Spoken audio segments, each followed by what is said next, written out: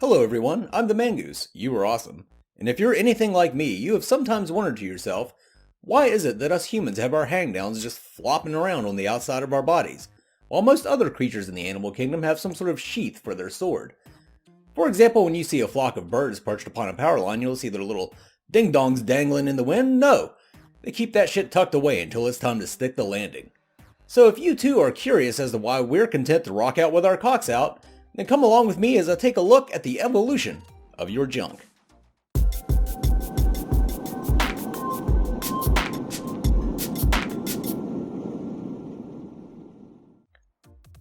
When I started this little adventure looking into this, my personal theory was that it had something to do with us walking erect.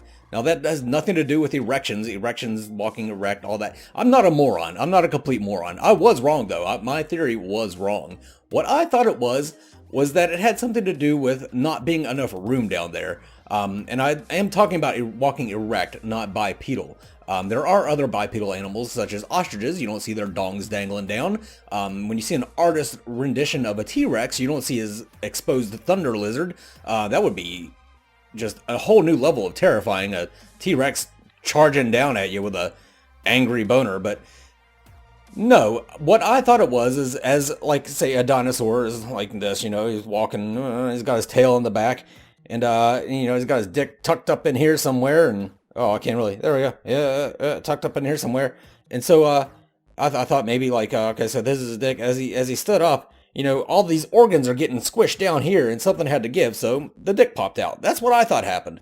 That is incorrect. No, what happened was, as with most adaptations, it's all about finding food, not being food, or fucking. And of course, this has to do with our dicks. It's about fucking. And definitely isn't about finding food, right? You're not going to find food with your dick on the outside of your body unless you're doing some hardcore noodling. In my case, I wouldn't catch a catfish large enough for an appetizer, but it's about attracting a mate, as with a lot of other adaptations. See, what happened was, it used to be a lot, and this is observed in a lot of like bonobos, monkeys, and such. They attract a female by the size of their nuts. So they have these big, huge balls because they can walk around on all fours. Of course, with us being bipedal, our balls get kind of squished between our thighs a little bit, so we can't have huge nuts. I have known some people with some huge nuts, but yeah, they had trouble running. They did have trouble running. That's a whole nother story for a different time though.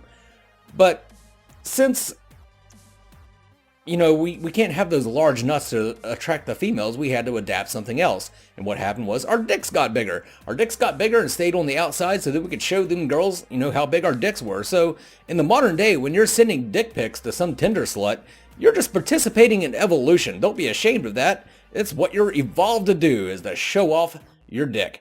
Peacock with your cock, as it will. And but yeah, and the other thing is, with your dick kind of being in the way, you can't really show off your nuts, and you really don't want the huge nuts either. I jumped off of a roof the other day, and as I jumped, I fell down and my balls spread apart and they smacked together, and then my hips squished in on them. I thought I was gonna fucking die. If I had even bigger nuts, maybe I would have died. I probably would have crushed something. But since I have smaller testicles and a larger penis, that didn't happen. So yay, evolution, go us. Something else interesting I found out during this research is the classic mushroom tip. Even if you're uncircumcised, you still have a bulbous end on your penis.